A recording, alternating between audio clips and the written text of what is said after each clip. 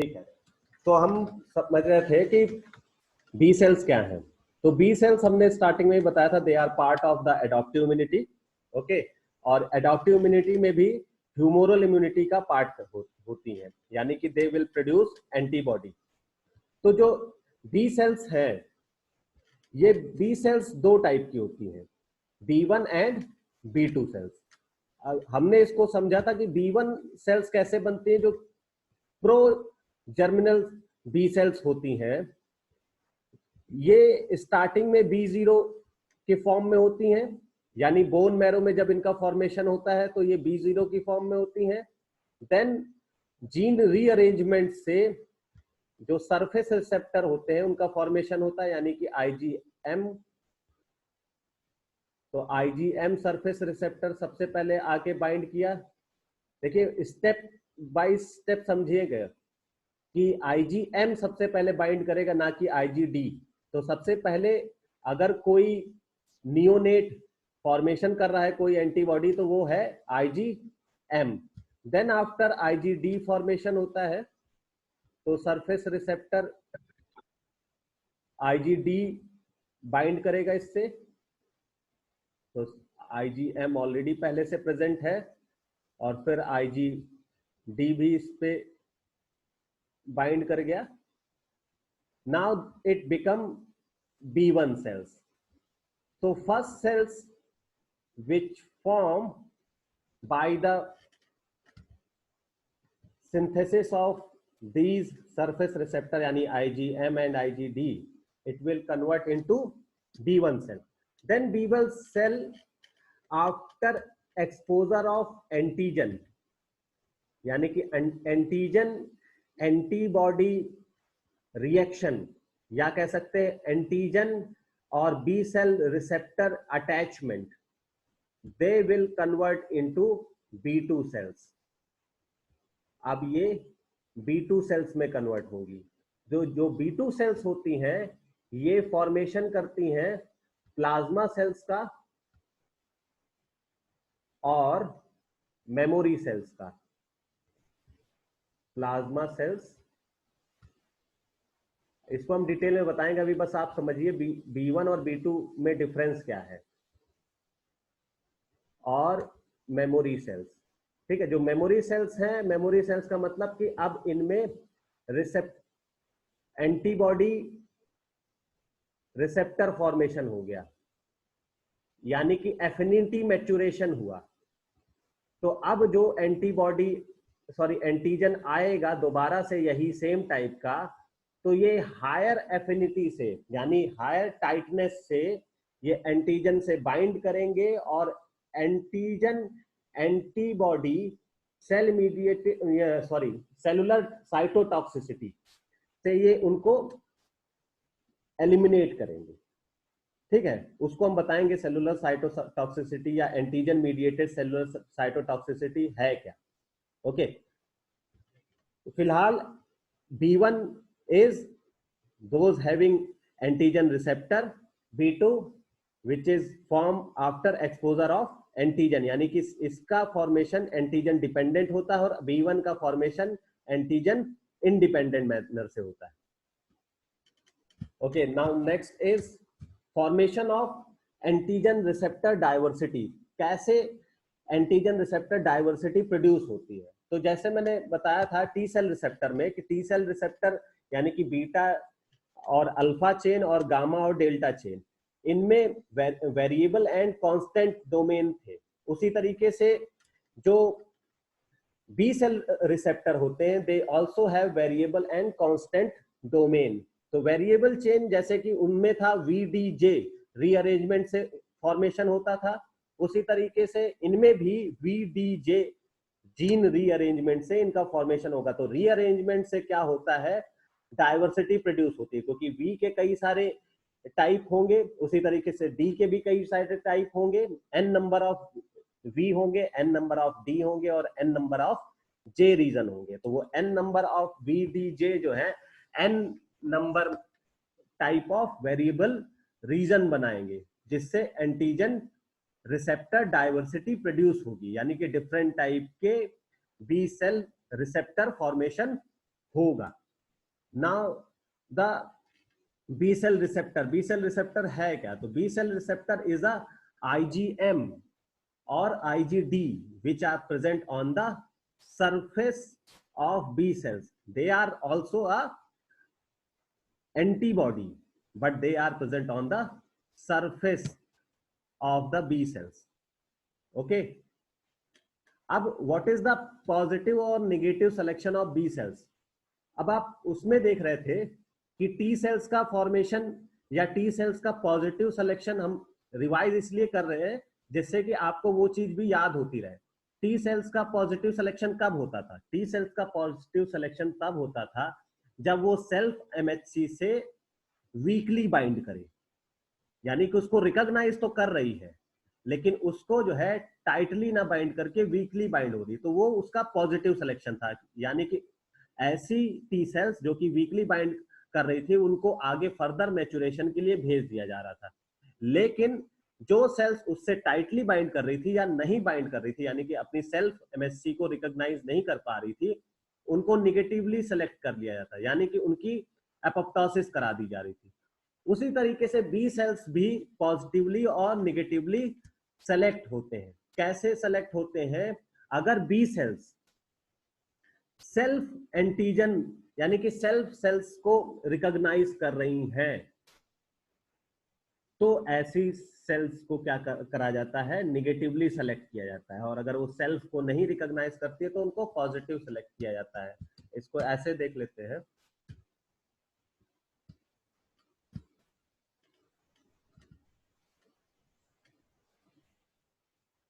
कि देखिए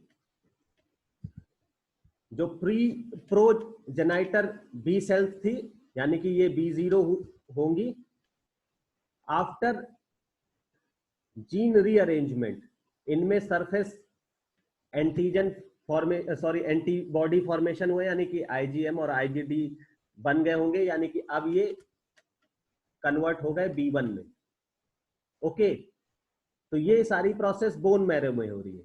then after क्या होगा? एक्टिवेशन एंड डिफरेंशिएशन होगा इनका। फर्दर एक्टिवेशन एंड डिफरेंशिएशन कहां हो रहा है? पेरीफेरल लिम्फोइटिक ऑर्गन में। ठीक है, तो पेरीफेरल लिम्फोइटिक ऑर्गन में जो एंटीजन है, अगर उन एंटीजन से ये बाइंड कर रहे हैं, ठीक है, या फिर टी हेल्पर सेल्स से ये बाइंड कर रहे हैं, तो इनको आगे फर्दर मैच्योरेशन के लिए भेज दिया जाता है। और अगर ये एंटीजन को रिकॉग्नाइज नहीं कर पा रहे हैं, यानी कि एंटीजन से बाइंड नहीं कर पा रहे हैं, तो इनकी क्या की जाती है? एपोप्टोसिस कर दी जाती है, यानी कि इनकी डेथ हो जाती है। तो अबाउट 90% जो बी सेल्स है उनकी डेथ हो जाती है because they will not recognise antigen. और 10% जो एंटीजन को रिकॉग्नाइज कर ले रहे हैं उनको एक्टिवेट किया जाता है। एक्टिवेशन का मतलब ये कि एंटीजन रिकॉग्निशन से क्या होगा? Class switching and affinity maturation होगा।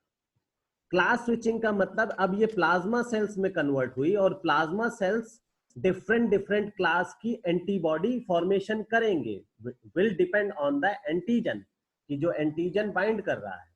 तो इफ they are allergen तो they will synthesize IgE molecules। ठीक है, और अगर ये कोई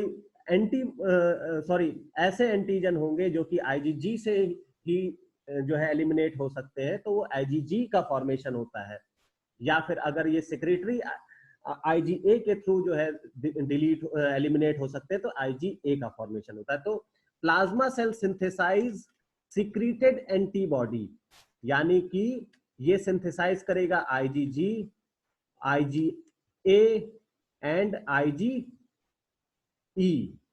ठीक है, IgG, IgE and IgA।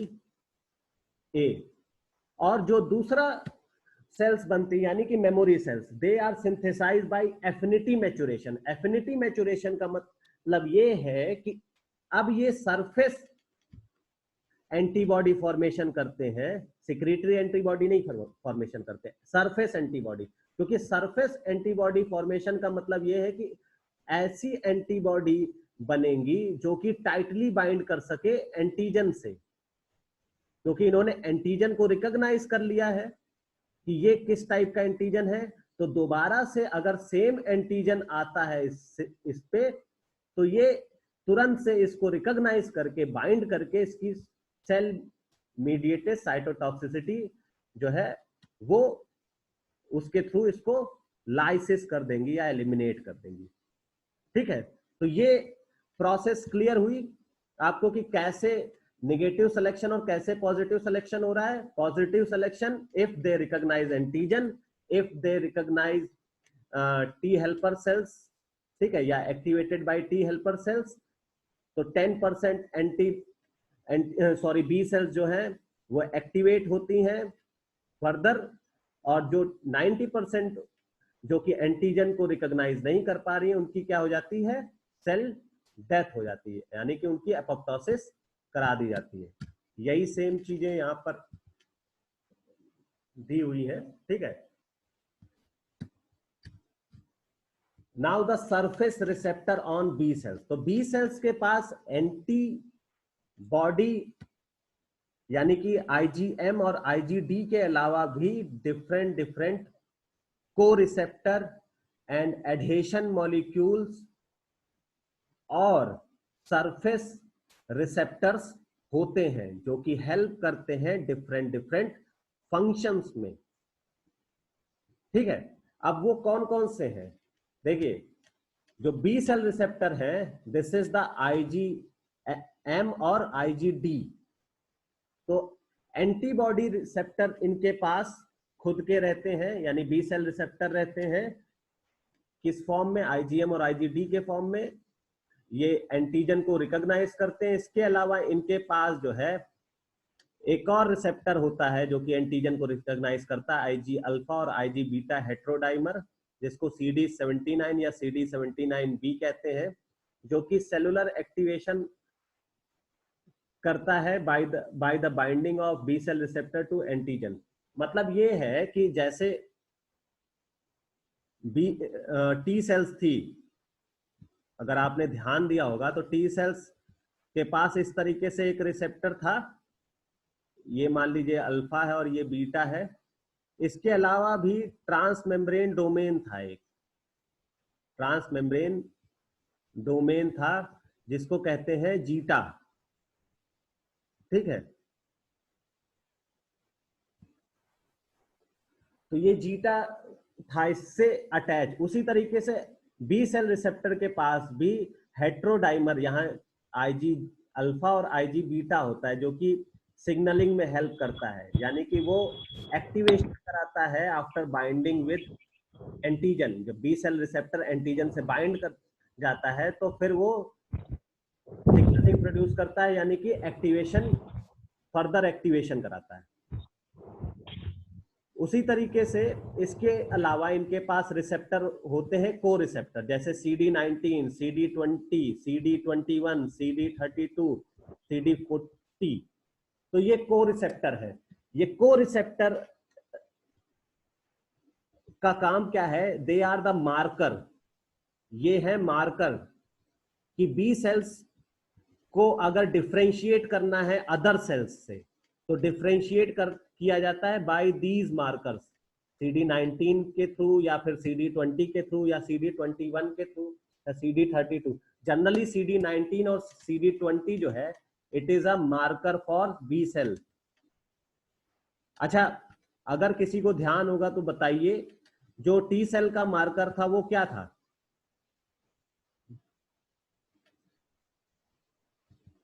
T cell के पास भी CD3, ठीक है। तो CD3 मार्कर टी सेल के पास था, उसी तरीके से CD19 और CD20 मार्कर होता है बी सेल्स के पास। ओके, तो जो CD19 है इनका काम है बी सेल एक्टिवेशन का, CD20 इनका काम है कैल्शियम चैनल एक्टिवेशन का, जो CD21 है ये कॉम्प्लीमेंट रिसेप्टर की तरह काम करते हैं, यानी कि CD21 ये बाइंड करते हैं C3D और C3BI से। उसी तरीके से CD32 ये FC रिसेप्टर फॉर आईजीजी है, यानी बी सेल के पास भी एफसी रिसेप्टर होता है आईजीजी का। तो जब एंटीजन एंटीबॉडी कॉम्प्लेक्स बनता है, यानी कि जब कोई आईजीजी मॉलिक्यूल वो किसी एंटीजन से बाइंड किया, इस तरीके से किसी एंटीजन से बाइंड किया, तो वो आके फिर बी सेल से बाइंड कर सकता है by the region of FC receptor. तो वो एफसी रिसेप्टर क्या है? CD32। इसके अलावा CD40 होता है। CD40 को मैं पिछले लेक्चर में बता चुका हूं कि CD40 का जो वो होता है, मॉलिक्यूल होता है, यानी कि रिसेप्टर होता है, वो टी सेल्स के पास होता है। टी सेल्स के पास होता है CD40L। तो वो बी सेल्स यानी एंटीजन प्रेजेंटिंग सेल्स से बाइंड करते हैं बाय द CD40। तो CD40 बी सेल्स के पास है, तो CD40L जो है वो टी हेल्पर सेल्स के पास होता है, जो कि फर्दर एक्टिवेट करता है टी सेल्स को। ठीक है, ये चीजें हम पढ़ चुके हैं, टी सेल्स को कैसे एक्टिवेट करता है, क्योंकि वो साइटोकाइन प्रोडक्शन कर रहा था। हमने बताया था कि टी सेल्स जो है वो टी हेल्पर सेल्स 1 और टी हेल्पर सेल 2 होती है। तो जो टी हेल्पर सेल 2 होती हैं वो बी सेल और टी सेल के एसोसिएशन से बनती हैं। जब B cells T helper cells 0 से बाइंड करती हैं और IL-4 रिलीज करती हैं, तब टी हेल्पर सेल 2 का एक्टिवेशन होता है। ओके, तो वो बाइंड कैसे करती हैं? बाय दीज लिगेंड्स, यानी कि CD40 लिगेंड टी सेल के पास है और CD40 किसके पास है? बी सेल के पास। उसी तरीके से जो बी सेल्स हैं वो एंटीजन प्रेजेंटिंग सेल्स हैं, तो उनके पास MHC मॉलिक्यूल भी होता है। ठीक है, यानी कि MHC क्लास 2। और आपको पता है कि MHC क्लास 2 किससे बाइंड करेगा? कोई बताएगा MHC क्लास 2 किससे बाइंड करेगा? टी साइटोटॉक्सिक सेल से कि टी हेल्पर सेल से? Anyone? Cytotoxic.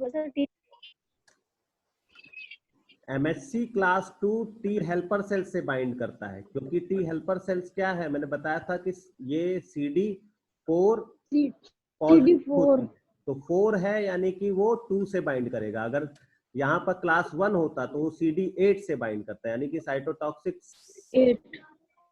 T helper sales, sorry, cytotoxic T cells से बाइंड करता है। तो MHC क्लास 2 जो है वो शो करते हैं एंटीजन प्रेजेंटिंग सेल्स, यानी कि बी सेल्स, और वो बाइंड करते हैं टी हेल्पर सेल से। उसी तरीके से इनके पास रिसेप्टर होता है CD80 रिसेप्टर, यानी कि B7। जनरली B7, ये भी मैंने बताया था कि B7 इन्वॉल्व होता है टी सेल एक्टिवेशन के लिए।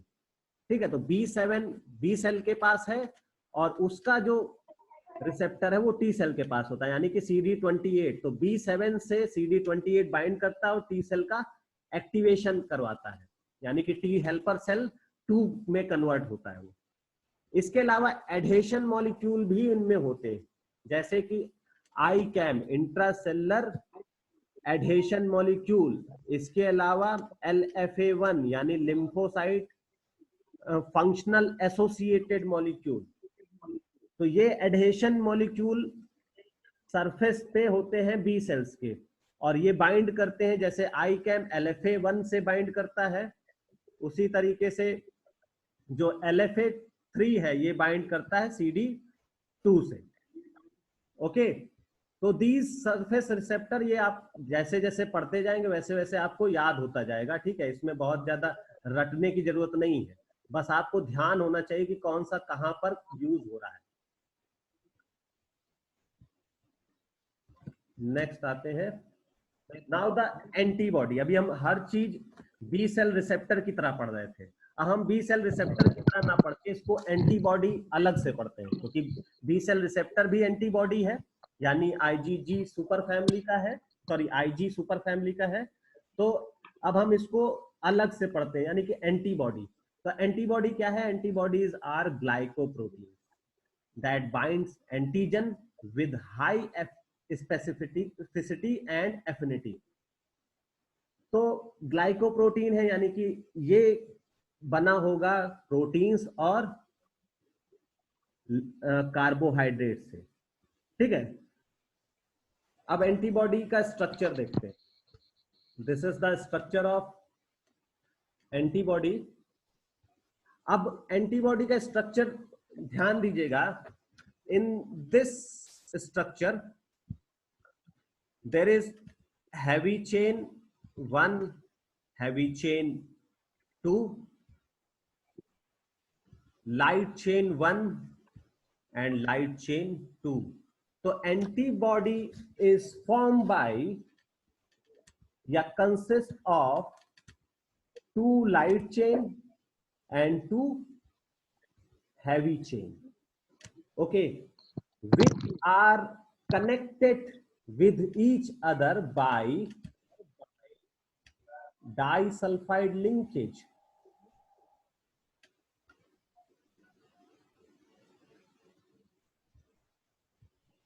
तो इनके बीच में डाइसल्फाइड लिंकेज होता है जो कि इनको एक दूसरे से कनेक्ट करता है. Even light chain have intra disulphide bonds. ये देखिए इनके पास इंट्रा डाइसल्फाइड बॉन्ड भी होता है. इसके अलावा इंटर डाइसल्फाइड बॉन्ड्स भी होता है, यानी कि हैवी चेन, एक हैवी चेन दूसरी हैवी चेन से कनेक्ट होती है डाइसल्फाइड बॉन्ड से. एक हैवी चेन दूसरी लाइट चेन से कनेक्ट होती है डाइसल्फाइड बॉन्ड से. इवन एक लाइट चेन में कई सारे डाइसल्फाइड बॉन्ड होते हैं. उसी तरीके से एक हैवी चेन में भी कई सारे डाइसल्फाइड बॉन्ड होते हैं. इसके अलावा both heavy chain and light chain have 2 domains. मतलब 2 से भी ज्यादा होते हैं. जनरली 2 रीजन्स कहते हैं इनको. डोमेन तो कई सारे हो सकते हैं. Regions, one is variable region and another is constant region. तो V region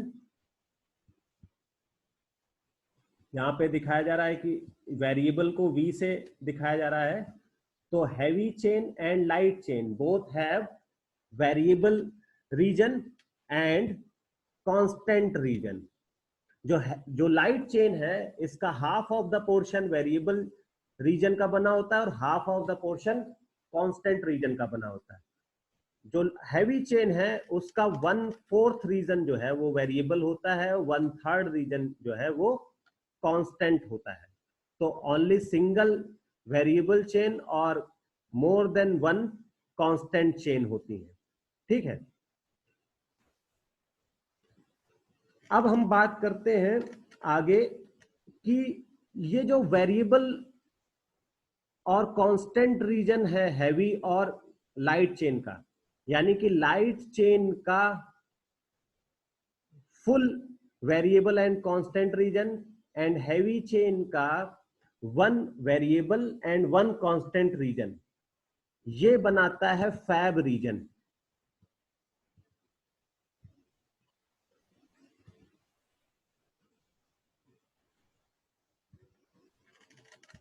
ये क्या बनाता है? Fab region. ये फैब रीजन इधर भी होता है, ये फैब रीजन इधर भी होता है. फैब रीजन समझ में आया आपको? फैब रीजन मींस कि whole portion of light chain यानी कि variable and constant and 1 portion of variable region and 1 portion of constant region which is attached to variable region is form fab region. Fab region यानी कि function associated with antibody binding, antibody, या आप इसको कह सकते हो कि जो एंटीबॉडी एंटीजन से बाइंडिंग में इन्वॉल्व हो. ठीक है, उसको कहते हैं फैब रीजन. और नीचे जो कांस्टेंट रीजन होता है, ठीक है, इसको कहते हैं एफसी रीजन.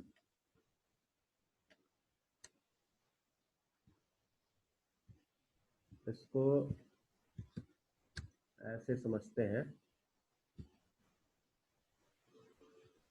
ठीक है. तो Fab fragment is the N terminal half of the heavy chain and all the light chain together make up is called Fab fragment. And the FC region is the this C-terminal half of the heavy chain is known as FC region, यानी fragment that crystallize. Okay अब इसके अलावा और कौन से reason होते हैं इसको पहले क्लियर करते हैं. Now the antigen binding region, ठीक है, या इसको कहते हैं एंटीजन डिटर्मिनेंट. तो एंटीजन बाइंडिंग रीजन या antigen determinant is the portion of half of the variable region of light chain and variable region of the heavy chain. They form antigen binding region या फिर इसको कहते हैं antigen determinant, क्योंकि ये antigen को determine करते हैं, या फिर इसको कहते हैं कॉम्प्लीमेंट्री डिटरमाइनिंग रीजन यानी CDR. ठीक है, तो जो वेरिएबल रीजन होता है इसको एंटीजन बाइंडिंग रीजन या फिर एंटीजन डिटर्मिनेंट रीजन या फिर CDR रीजन कहते हैं. ठीक है, इसके अलावा जो एंटीबॉडी होती है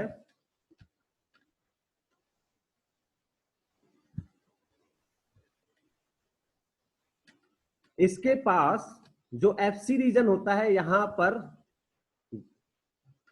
कार्बोहाइड्रेट मॉलिक्यूल्स भी अटैच होते हैं, इसीलिए इनको ग्लाइकोप्रोटीन्स कहते हैं. ठीक है, इसके अलावा इनके पास कई सारे डोमेन हैं, जैसे ये वेरिएबल डोमेन, ये कांस्टेंट डोमेन, ये वेरिएबल डोमेन, ये constant domain 1, constant domain 2, constant domain 3. उसी तरीके से ये variable domain, constant domain 1, constant domain 2 and constant domain 3. Okay, so these are the different structure of heavy chain and light chain. ठीक है, जो heavy chain होती हैं they are synthesized by these gene यानी म्यू, गामा, अल्फा, डेल्टा और epsilon. तो 5 heavy chain gene होते हैं. कौन कौन से? Mu, gamma, alpha, delta and epsilon. Where as light chain have 2 gene, kappa and lambda. ठीक है, तो किसी एक हैवी चेन में कोई एक ही लाइट चेन एक बार में प्रोड्यूस होती है. अगर वो म्यू टाइप का हैवी चेन है, ठीक है, तो वो आगे चल के क्या बनाएगा? IgM बनाएगा. उसी तरीके से अगर वो गामा है तो वो आगे चल के IgG बनाता है. This is the gene which decide which type of antibody structure is form. तो अगर अल्फा है तो वो IgA बनाएगा. यानी कि हैवी चेन डिसाइड कि कौन से टाइप की एंटीबॉडी फॉर्मेशन होगा. तो हैवी चेन म्यू है तो M, हैवी चेन गामा है तो G, हैवी चेन अल्फा है तो A, हैवी चेन डेल्टा है तो D और हैवी चेन एप्सिलॉन है तो E. तो ये 5 टाइप की डिफरेंट एंटीबॉडी बनती हैं because of these 5 types of heavy chain gene. उसी तरीके से हर एक हैवी चेन में कोई एक पर्टिकुलर लाइट चेन होगी, चाहे वो कप्पा हो चाहे वो लैम्डा हो. नॉट बोथ, कभी भी दोनों एक साथ नहीं होगी. या तो कप्पा होगी या फिर लैम्डा होगी. कभी लैम्डा और कप्पा दोनों एक साथ लाइट चेन नहीं हो सकती, जैसे कि एक साथ कोई एक हैवी चेन नहीं हो सकती है.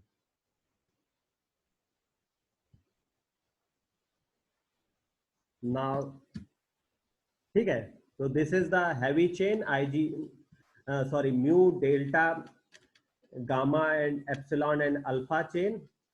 ठीक है, जो कि class of antibody IgM, IgD, IgG, IgE and IgA form करती हैं, जो मॉलिकुलर वेट होता है हेवी चेन का, this is the 50 kilo Dalton. ठीक है, लाइट चेन जो होती है ये 25 किलो डाल्टन की होती हैं, या तो ये अल्फा होंगी या फिर कप्पा होगी। नेक्स्ट इज, अब ये जो हैवी चेन और लाइट चेन है इनमें डाइसल्फाइड ब्रिज होता है एवरी 90 एमिनो एसिड्स। तो ये डोमेन फॉर्मेशन करते हैं। वो डोमेन कौन कौन से हैं? VH, VL, CH1, CH2 etcetera. Fab fragment हम बता चुके हैं आपको। फ्रैग फ्रेगमेंट क्या होता है? एंटीजन बाइंडिंग साइट क्या होती है? जो वेरिएबल रीजन होते हैं वो एंटीजन बाइंडिंग साइट बनाते हैं। ठीक है, और कॉम्प्लीमेंट्री डिटरमाइनिंग रीजन भी कहते हैं उनको। कांस्टेंट रीजन में भी डिफरेंट टाइप की सब क्लासेस होती हैं, जैसे कि FC रीजन होता है, ठीक है, जो कि कॉम्प्लीमेंट से बाइंड करता है। इसके अलावा कार्बोहाइड्रेट बाइंडिंग साइट होती है जो कि FC portion of heavy chain पे होती है। ठीक है, नाउ द एंजाइमेटिक डिग्रेडेशन, इसको हटाएं, ये क्या आ रहा बार बार।